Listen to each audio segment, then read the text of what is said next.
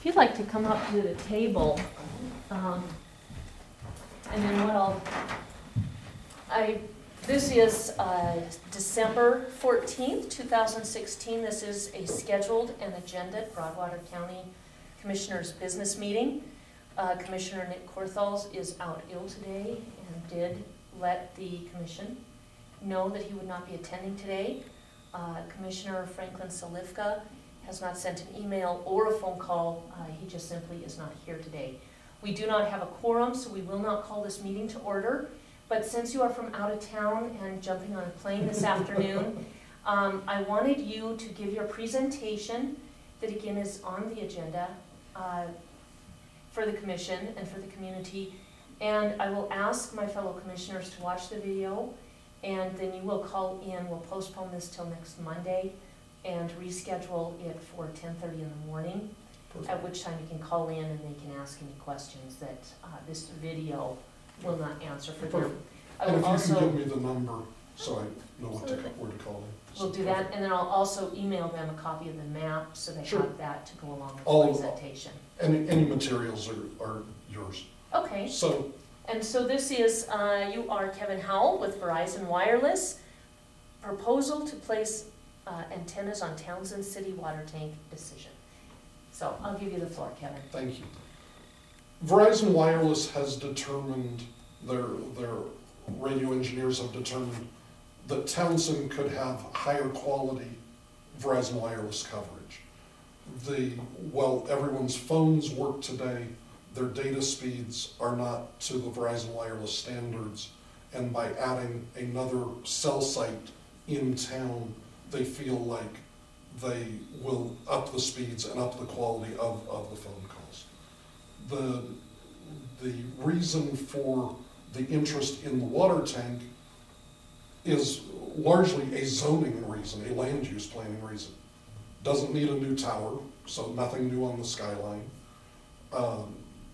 Certainly it's used to holding lots of weight, and we would still do our structural investigations into it. But it made sense to do that. And the water tank's smack dab in the center of town. So when the Verizon Wireless antennas serve 360 degrees, they will be hitting town, all three. The antennas are in 3 sectors. And they will be in the center of town, be most effective. So if you are on the north end of town, say on the football field lights, you would only have 2 of the sectors. So it lets them split the traffic better. We went and spoke to the city, as the city, I don't understand all the intergovernmental agreements, but the city owns the water tank and operates the park, but the county owns the dirt under the water tank, but then the city owns 1/3 of the park, I think is how all this works. So from a planning land use perspective and potential contractual perspective, the city said, yes, we'd like to move forward. Verizon Wireless likes to stay on top of everything and make sure all parties are fully informed. Since the county owns the dirt under the water tank, even if the city owns the water tank, Verizon wants to make sure that it has the county's blessing as well. One way or the other, since the county city attorney serves both entities, I mean, I think we'll be able to figure that out. It's unclear in my mind right now who exactly would be the contracting entity. My guess is that from a site planning perspective, the city actually wanted the electronic equipment on the city parcel just because it made sense versus the water equipment that's there. They just thought that would be the best operational spot for the park. And the antennas would be up on the water tank. So I'm thinking that the contract may be with the city with the county's blessing. So that's why we're here, to make sure that the county was informed, since it's their property. So anyway, so what questions can I answer for you and answer for the audience? Because I'm very excited to be going out on YouTube. I figured there's going to be a lot of people Friday night tuning into this. Yes, it's gonna go viral.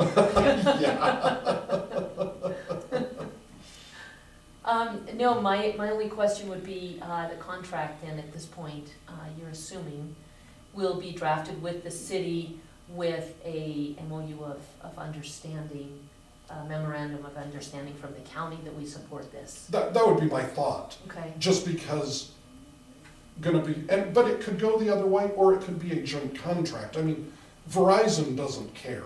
There's only so much budget to go around. I mean, whether the city and county split the dollars or not, we're happy either way.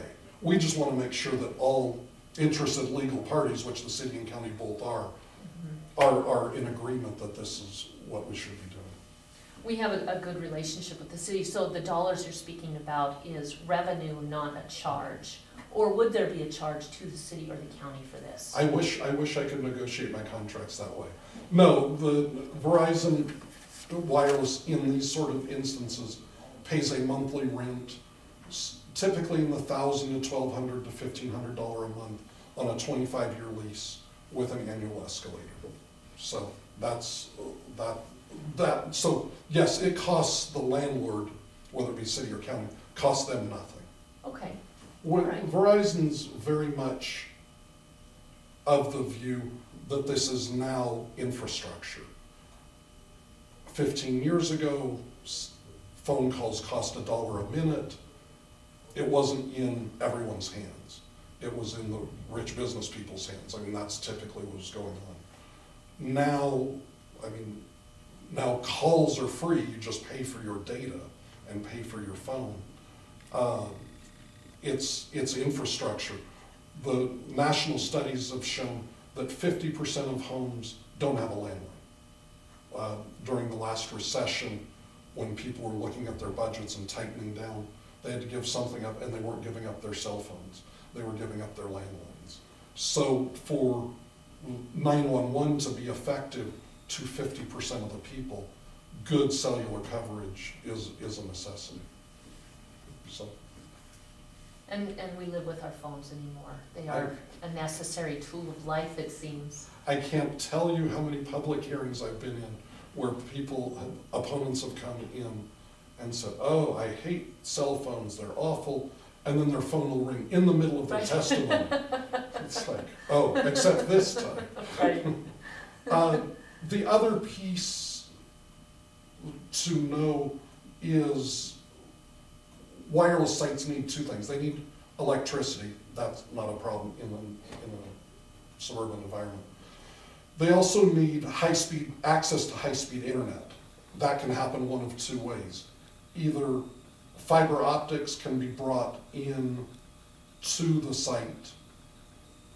I've talked to Blackfoot Communications. They seem to have some interest. They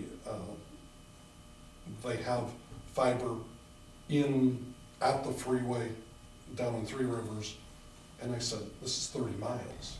And they're like, okay, we're interested. We would need to get some other customers besides just Verizon, but we have some interest. And I expressed to them that the county also had interest because of not great internet speeds in town.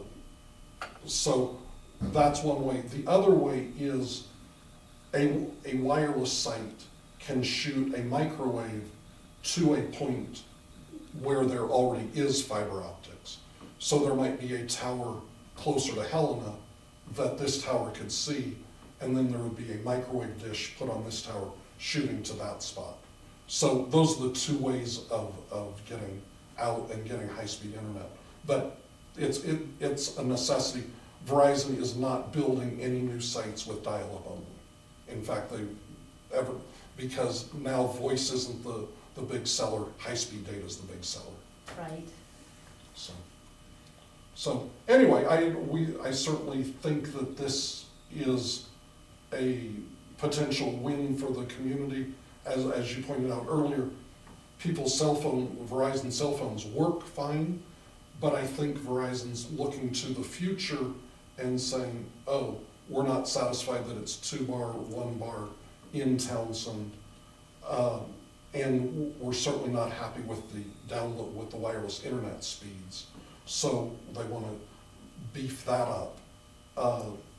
The other piece is what you will find once this site gets built, now all of a sudden the traffic in Townsend will all go to this site. So that will help the rural areas, because now all of a sudden the rural cell sites, the ones, the big towers up on the hills, won't have to be covering Townsend, so they'll have more power left for the remaining areas. And in fact, Verizon, the antennas that are pointed towards Townsend now will probably be shifted a little bit, so those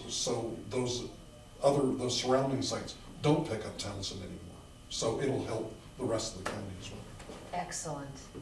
So what you want from us, Kevin, is hopefully on Monday, a vote of support at Yes. this point, and then you'll work with the city to draft a contract. Yep, and as I said, since the city attorney is also your attorney, Right? you will be intimately involved. I mean, your personnel will know and make sure that there's nothing that's harming the county.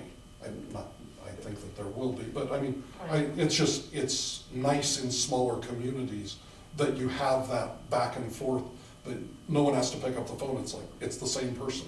Do I have my city hat on? Do I have my county hat on? Right. So, but yes. Okay, Okay, excellent. Well, thank you very much. We'll get you the phone number Monday, perfect. 10:30. Yep, All right. perfect. Thank Thank you. you. And I will leave some And I'll information. turn off that camera for our viral entertainment.